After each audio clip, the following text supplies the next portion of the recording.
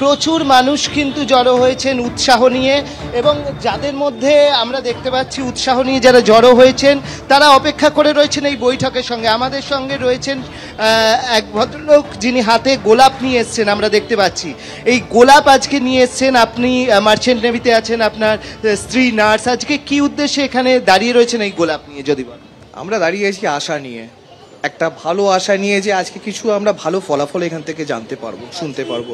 ডাক্তাররা 35-36 দিন ধরে তারা যে এই ঝড় বৃষ্টি নিয়ে তারা মাথায় পড়েছিল, আমরা গেছি, আমরা প্রথম দিন থেকে আমরা লালবাজারেও গেছি, আমরা স্বাস্থ্য ভবনেও গেছি, আমরা কিন্তু সব দিন যাইনি, কিন্তু তারা কিন্তু 35-36 দিন ওখানে পড়েছিল। তো তাদের আন্দোলনটাকে তাদের সম্মান জানিয়ে, এবং আমরা এটা চাই যে তারা যখন আসবে এখানে তারা যেন হাসতে হাসতে হাসি মুখে আসুক, এটাই আমরা চাই। সরকার পক্ষ হোক কি জুনিয়র ডাক্তার হোক, সবার যেন একটা মীমাংসা হয় সেটাই চাই, এবং আমরা ডাক্তারদের হাতে এটা তুলে দিই। আপনিও হাতে দেখছি যে গোলাপ নিয়ে রয়েছেন, কেন মানে জুনিয়র চিকিৎসকদের জন্য গোলাপ? আমরা আজকে ওদের এই গোলাপ দিতে চাইছি, কেন ওরা আমাদের জন্য হয়ে আজকে এত বড় প্রোটেস্ট করছে।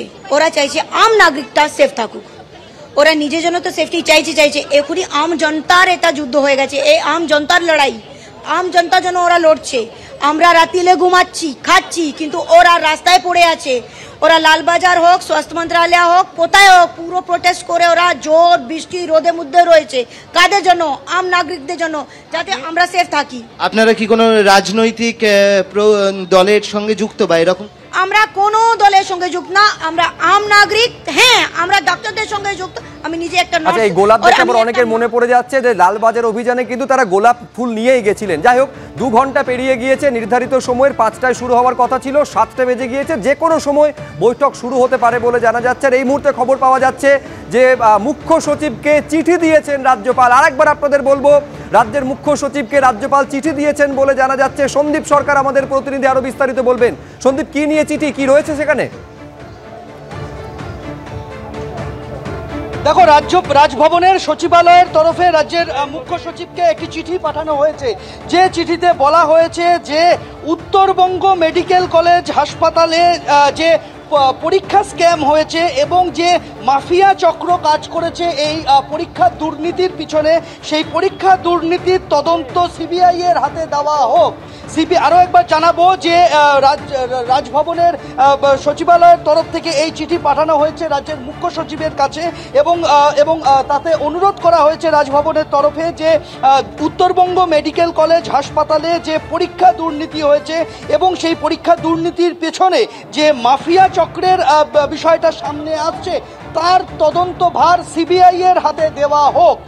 এই গত 13 তারিখ এই চিঠি পাঠানো হয়েছে, তারিখ সেটাই আমরা দেখতে পাচ্ছি, মেমো নাম্বার উল্লেখ করা হয়েছে তাতে, এবং চিঠির বয়ানে যেটা বলা হয়েছে যে এই চিঠির সঙ্গে বেশ কিছু নথি রাজভবনের তরফ থেকে পাঠানো হচ্ছে রাজ্যের কাছে, এবং তাতে বলা হয়েছে যে রাজ্যপাল নির্দেশ দিচ্ছেন যে এই বিষয়টা রাজ্য দেখুক এবং প্রয়োজনীয় পদক্ষেপ নিক, এবং এই চিঠির কপি ফরওয়ার্ড করা হয়েছে রাজু বিস্তাকে। আমরা দেখতে পাচ্ছি, আমরা জানি যে দার্জিলিংয়ের যিনি বিজেপি সাংসদ, তাকে রাজু বিস্তাকে এই চিঠি ফরওয়ার্ড করা হয়েছে, চিঠির একটি কপি, এবং তাতে সিবিআই তদন্ত চাইছে রাজভবন। আমরা জানি উত্তরবঙ্গ মেডিকেল কলেজ হাসপাতাল, সেখানে এই যে উত্তরবঙ্গ সিন্ডিকেট, উত্তরবঙ্গ লবি, এবং উত্তরবঙ্গ লবির বেশ কয়েকজন মাতব্বরের নাম সামনে এসেছে, বেশ কয়েকজন মাথার নাম সামনে এসেছে, অভিক দে নামে একজনের নাম সামনে এসেছে।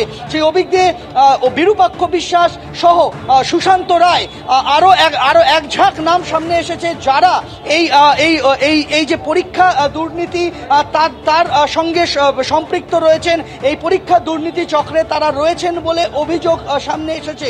সেই অভিযোগ রাজভবনে জমা পড়ে, এবং তারপর রাজভবনের সচিবালয়ের তরফে রাজ্যের কাছে এই চিঠি পাঠিয়ে বলা হয়েছে যে যেভাবে সিবিআই তদন্ত চলছে আরজি কর কাণ্ডের পরিপ্রেক্ষিতে, আরজি করে আর্থিক দুর্নীতি, বেনিয়ম, এবং অবশ্যই আরজি করে তরুণী চিকিৎসকের খুন এবং ধর্ষণের ঘটনা, তার তদন্ত যেভাবে সিবিআই করছে, এবার উত্তরবঙ্গ মেডিকেল কলেজ হাসপাতালের যে পরীক্ষা দুর্নীতি, সেই পরীক্ষা দুর্নীতিতেও সিবিআই তদন্ত করুক, রাজ্যের তরফে এই বিষয়টা দেখা হোক, রাজ্য এই মর্মে নির্দেশ দিক।